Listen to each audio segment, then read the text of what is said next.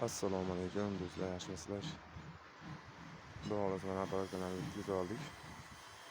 Bitta tayyor holatda.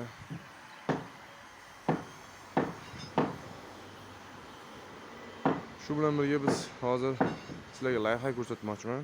Omonlarga sismalar, kalonlar tagiga, g'ishtning ustiga probka urardik. Shuni boshqa yechimni topdik. Bu yerda bizga probka unaqa yog'ochdan qo'ydirmadi. Biz sim 8dan 6 simdan teshib apparatlarni